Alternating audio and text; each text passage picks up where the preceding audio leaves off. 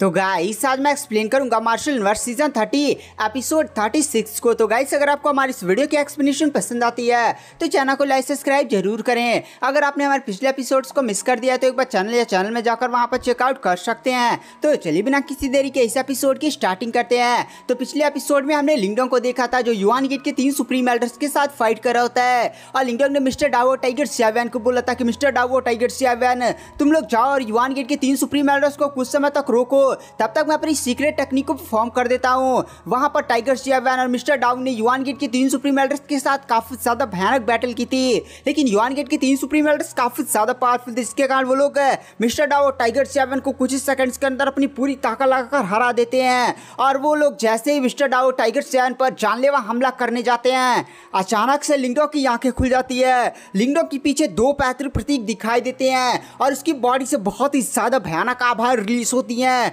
और लिंगडोंग के माथे कर तीसरी आंख ओपन होने लगती है। तो गाइस डाउ सेट की वो आई वाली टेक्निक नहीं है, बल्कि यह 2 पैतृक प्रतीक से बनी हुई एंसेस्ट्रल सिंबल आई टेक्निक है। तो हमें 5 मिनट पहले का सीन दिखाया जाता है जहां पर जो लिंगडोंग होता है वह इसी एंसेस्ट्रल सिंबल आई टेक्निक का यूज करने वाला होता है। तो वहां पर जो रहस्यमय पत्थर का तावीज होता है वो लिंगडोंग से बोलता है, लिंगडोंग तू ये क्या कर रहा है, तू जानता भी है ना एंसेस्ट्रल आई सिंबल हर एक पैतृक प्रतीक के पास गाइस है उसकी आई वाली टेक्निक होती है जो उस पैतृक प्रतीक की one of the powerful technique होती है। और जब पैतृक प्रतीक का यूजर बहुत ही ज्यादा हाई लेवल तक पैतृक प्रतीक को समझ जाता है तो पैतृक प्रतीक आई वाली टेक्निक का यूज कर सकता है। यहाँ पर लिंगडोंग जिसके पास एंशिएंट डिवोरिंग सिंबल साथ ही साथ थंडरबोल्ट पैतृक प्रतीक है, ये दोनों ही पैतृक प्रतीक काफी ज्यादा हाई लेवल के हैं, लेकिन लिंगडोंग ने अभी इन दोनों पैतृक प्रतीक को उस हाई लेवल तक मास्टर नहीं किया है कि दोनों पैतृक प्रतीक की आई का यूज करते हुए एक टेक्निक बना सके। दरअसल अगर यहाँ पर लिंगडोंग एंशिएंट डिवोरिंग सिंबल की पैतृक प्रतीक की पावर्स का यूज करता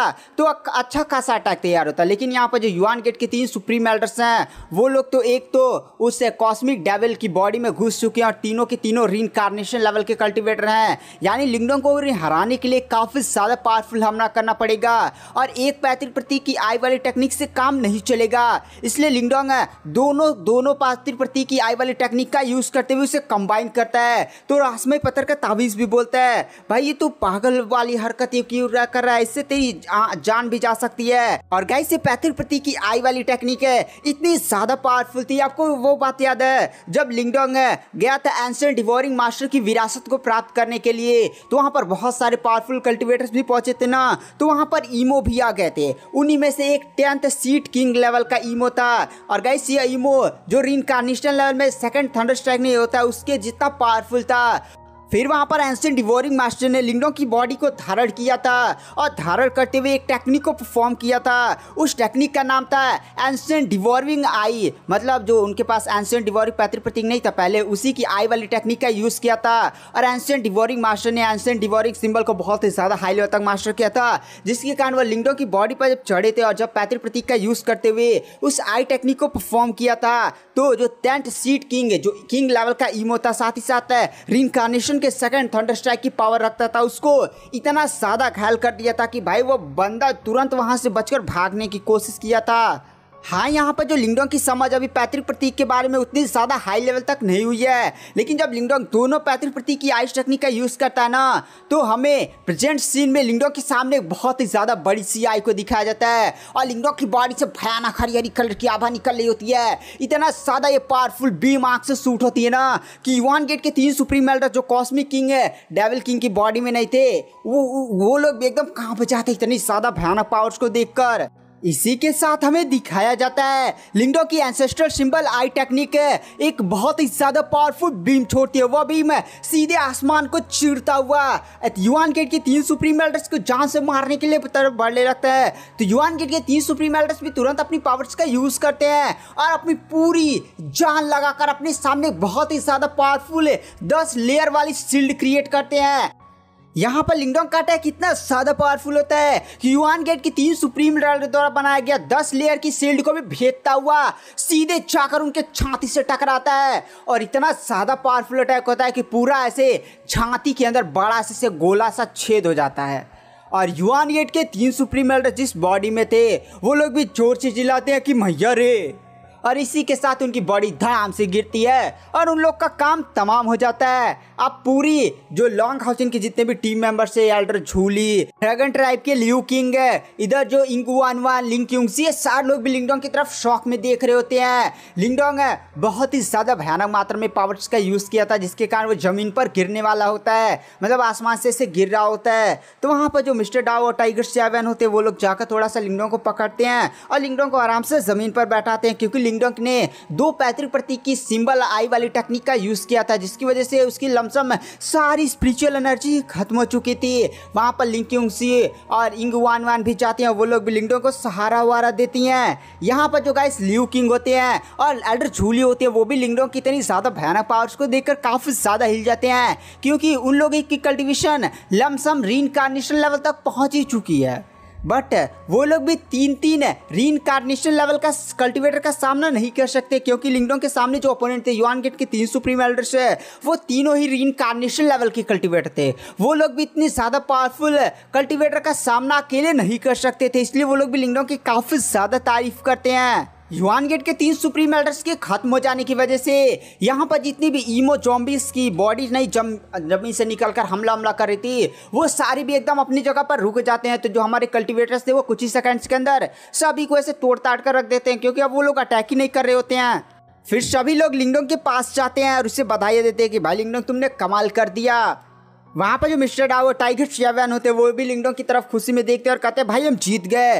लेकिन वहाँ पर जो लिंगडोंग होता है वो मिस्टर डाओ को इशारा करता है कि युआन गेट की 3 सुप्रीम एल्डर्स अभी भी मरे हुए नहीं हैं, बल्कि कॉस्मिक डेविल किंग की जो बॉडी एकदम छेद हो चुकी है ना, उसके अंदर वो लोग घुसे थे, तो अभी भी ना वो लोग जिंदा है, लेकिन वो लोग बहुत ही ज़्यादा घायल हैं। तो जाओ उनके तीनों सर को कलम कर दो और उनकी युआन सोल को भी खत्म कर दो। तो वहाँ पर जो मिस्टर डाओ होते हैं वो हंसने लगते हैं और कहते हैं क्या युआन गेट के 3 सुप्रीम एल्डर्स अभी मरे नहीं हैं, बल्कि वो मरने के नाटक कर रहे हैं। अरे यार तुम लोग कितने ज़्यादा गिरे हुए इंसान हो, मतलब मैंने कभी नहीं सोचा था कि युआन गेट के 3 सुप्रीम एल्डर्स यहाँ पर मरने का नाटक करेंगे। वाह वाह वाह वाह, मजा ही आ गया। चलो अब मैं तुम्हें खत्म कर देता हूँ। इसी के साथ मिस्टर डाओ तुरंत अपनी हाफ मून ब्लेड स्वॉर्ड को निकाल लेते हैं और सीधे ही उस 3 सर वाले ईमो किंग की बॉडी की तरफ बढ़ने लगते हैं। तभी अचानक से वो जो नहीं युआन गेट के 3 सुप्रीम एल्डर्स मरने का नाटक कर रहे थे, वो लोग भी तुरंत जग जाते हैं, उनकी बॉडी को ऐसे फिर से कंट्रोल करते हैं, क्योंकि बॉडी के अंदर गाइस वो लोग समझे समा गए थे, लेकिन उनकी छाती के अंदर एकदम छेद था। सीधे कहने का यह मतलब है कि वो लोग इतने ज्यादा घायल थे, नॉर्मल परफेक्ट परफॉर्मेंस स्टेज का कल्टीवेटर भी उनकी बॉडी के टुकड़े टुकड़े करके रख सकता है। वहां पर युआन गेट के 3 सुप्रीम एल्डर्स एकदम जहरीली मुस्कान लाते और कहते हैं लिंगडोंग तुमने हमारी जो हालत की है, अब तो हम खत्म हो रहे हैं, हमारे पास ताकत नहीं बची और हमें नहीं लगता कि हम यहाँ से जान बचकर भाग पाएंगे। लेकिन यहाँ पर मेरे सारे दुश्मन मौजूद हैं, मैं सभी को लेकर मरूंगा। इसी के साथ युआन गेट के तीनों सुप्रीम एल्डर्स अपने पुनर्जन्म का प्रज्वलन कर देते हैं, मतलब गाइस अपने पुनर्जन्म का सैक्रिफाइस। गाइस पुनर्जन्म का सैक्रिफाइस जब एक कल्टीवेटर रीइंकार्नेशन लेवल तक पहुंच जाता है तो उस बंदे के पास ये ऑप्शन होता है कि वह किसी दूसरे बंदे की बॉडी में फिर से रीइंकार्नेट कर सके। लेकिन अगर वह अपने पुनर्जन्म का सैक्रिफाइस करता है तो यहाँ पर इतना ज़्यादा पावरफुल ब्लास्ट होगा ना कि यहाँ पर सभी की धज्जियाँ उड़ जाएंगी। लेकिन इसी के साथ युआन गेट के 3 सुप्रीम एल्डर हमेशा हमेशा के लिए खत्म हो जाएंगे, वो कभी भी इस दुनिया में फिर से रीइंकार्नेट नहीं कर सकते।